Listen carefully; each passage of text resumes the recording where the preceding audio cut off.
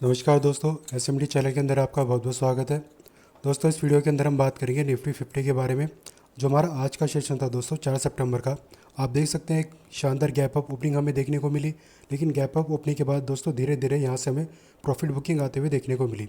तो ऐसे में दोस्तों हमारा जो कल का बाजार है 5 सितंबर का, कल के दिन हमारे कौन से इंपॉर्टेंट लेवल्स हो सकते हैं, कहाँ पर सबसे ज़्यादा स्टॉप लॉस लगे हुए हैं नीचे में और ऊपर में, क्या हमारे टारगेट्स हो सकते हैं, हमें बाइंग साइड में पोजीशन बनानी चाहिए, सेलिंग साइड में पोजीशन बनानी चाहिए, इन सब के बारे में बात करेंगे। और मोस्ट इंपॉर्टेंट दोस्तों, आज के दिन ये प्रॉफिट बुकिंग क्यों आई, इसके बारे में भी हम बात करते हैं।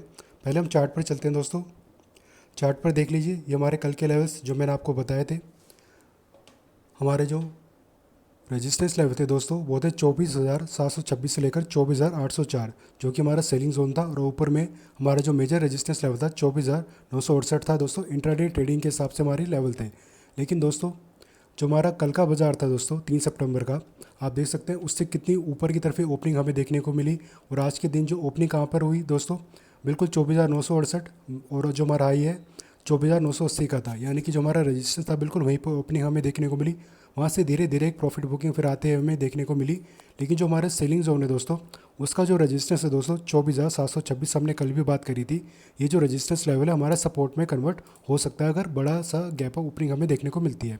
तो अभी हमें सपोर्ट देने का काम करा दोस्तों। रजिस्टेंस जो है हमारा सपोर्ट में कन्वर्ट हो चुका है। तो अभी के लिए हमारे पास एक लेवल है। अब कल देखते हैं दोस्तों, कल यानी 5 सितंबर के दिन किस तरफ ओपनिंग होती है हमारी। अगर ऊपर की तरफ ओपनिंग होती है तो क्या ये सपोर्ट देने का काम करेगा। अगर नीचे की तरफ हमें ओपनिंग देखने को मिल गई तो दोस्तों ये दोबारा से रेजिस्टेंस में कन्वर्ट हो जाएगा और रेजिस्टेंस देने का काम करेगा। तो इस चीज़ का आपको जरूर में ध्यान में रख के चलना। और नीचे हमारे सपोर्ट कहाँ पर दोस्तों, 24,577 से लेकर 24,421 और 24,353, ये तीन हमारे इंपॉर्टेंट लेवल है। जिसमें सबसे ज़्यादा इंपॉर्टेंट लेवल है फिलहाल हमारे लिए 24,577। और उसके नीचे जो हमारे दो सपोर्ट लेवल है दोस्तों, ये हमारा मेजर डिमांड एरिया है। यानी कि इस लेवल पर अगर हमें निफ्टी जाता हुआ देखने को मिलेगा तो यहाँ से हमें डेफिनेटली दोबारा से बाइंग साइड में एक हैवी पोजीशन बनती हुई देखने को मिल जाएगी। लेकिन दोस्तों आज जो ये प्रॉफिट बुकिंग आई है, इस प्रॉफिट बुकिंग का कारण क्या था।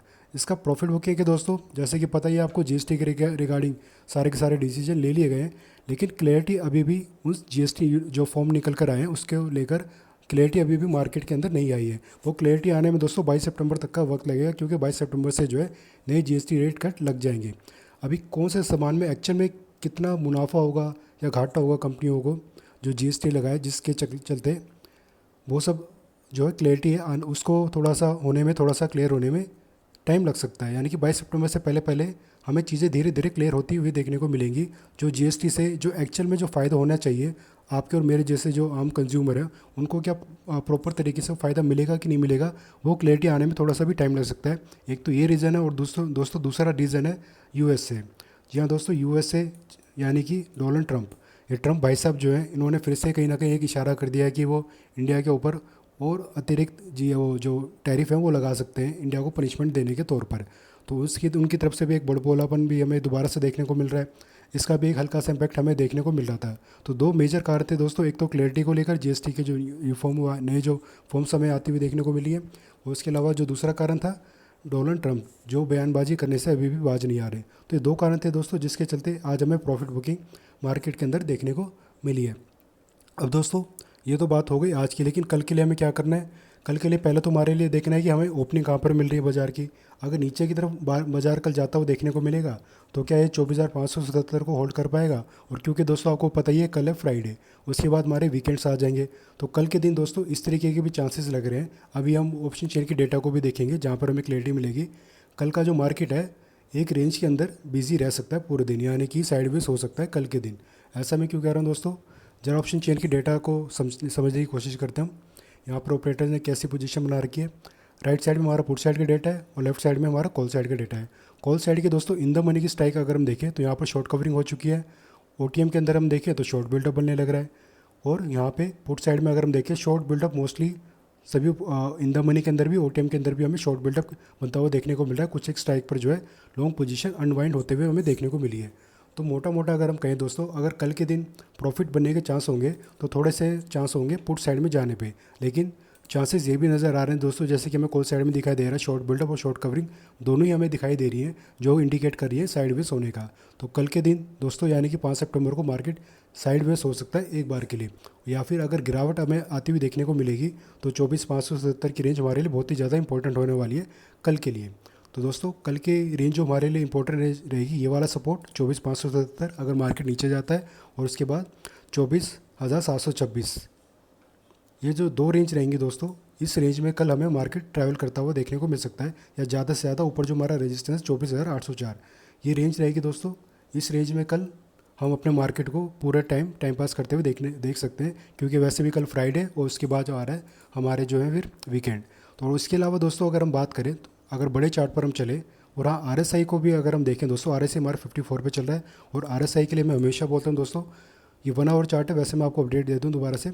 RSI दोस्तों अगर 25 और 35 की रेंज पर होता है और मार्केट अपने सपोर्ट या डिमांड रेंज के बीच में होता है, तब यहाँ पर हमें पोजीशन बनानी चाहिए बाइंग साइड में जाने के लिए। और सेलिंग साइड में अगर हमें जाना हो तो RSI 70 या 70 प्लस चल रहा हो और अपने रेजिस्टेंस लेवल यानी कि सेलिंग जोन के पास चल रहा हो, तब हम इसमें सेलिंग जोन में पोजीशन बनाते हैं। और RSI अभी क्योंकि 54 पे यानी कि 50-50 मामला चल रहा है, तो कल के लिए दोस्तों हमारे लिए बाइंग साइड में जाने के लिए पोजीशन अगर हमें बाइंग साइड में जाना है तो 24,577, और सेलिंग साइड में जाना है तो जो हमारे सेलिंग रेंज है 24,804 और 24,968, इस रेंज पर हमें सेलिंग जोन में जाने पर ही प्रॉफिट होगा। अब जरा हम डे चार्ट पर चल लेते हैं दोस्तों। और इसके अलावा दोस्तों अगर आप ट्रेड लाइन स्ट्रेटजी को अगर आप यूज़ करते हैं तो ट्रेंड लाइन भी मैं आपको ड्रॉ करके दिखा देता हूँ।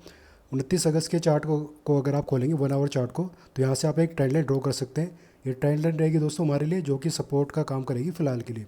तो दोस्तों इस ट्रेंड लाइन को भी आप यूज़ कर सकते हैं अपनी स्ट्रेटजी के अंदर। अब जरा डे चार्ट पर हम चलते हैं दोस्तों। डे चार्ट पर हमारे कुछ बड़े लेवल्स हैं जो कि हमारे मंथली एक्सपायरी और या फिर मैं कहूँ अगले महीने तक हमारे लिए यूज़फुल हो सकते हैं। हालांकि जो हमारे आज की कैंडल दोस्तों अगर हम देखें, एक बड़ी सी रेड कैंडल देखने को मिल रही है हमें, छोटी मोटी गिरावट, क्योंकि फ्राइडे आ रहा है उसके बाद वीकेंड है, तो कल के दिन छोटी मोटी गिरावट है, छोटी मोटी रिकवरी कल हमें देखने को मिल सकती है। लेकिन दोस्तों ऊपर में हमारे जो मेन टारगेट्स हैं, जो रजिस्टर्स कह लीजिए आप टारगेट कह लीजिए बायर्स के लिए, 25,095 से लेकर 25,221, ये दोनों हमारे मेजर टारगेट्स हैं दोस्तों जो हमें थोड़ा सा टाइम लगेगा आने में, क्योंकि क्लैरिटी अभी मार्केट में अभी है नहीं, और ट्रम्प की तरफ से भी कुछ बयानबाजी हो सकती है दोस्तों, तो इसलिए थोड़ा सा टाइम हो सकता है एक बार के लिए लगे, या फिर एकदम से कोई मान लीजिए अगला वीक जो हमारा स्टार्ट होगा वहाँ पे कोई अच्छी सी कोई बिल्कुल पॉजिटिव खबर निकल कर आ जाती है, तो हो सकता है ये 25,221 का भी लेवल हमें टूटता हुआ देखने को मिल सकता है। और नीचे में हमारे दोस्तों सपोर्ट्स लेवल की हमने बात कर ली थी, लेकिन फिर भी दोस्तों 24,007 या फिर 24,000 कह लीजिए, ये नीचे में हमारा मेजर सपोर्ट लेवल है फिलहाल के लिए। तो ये लेवल्स हैं दोस्तों हमारे बड़े चार्ट के ऊपर, जिनका आप एक बार के लिए ज़रूर ध्यान में रखिएगा।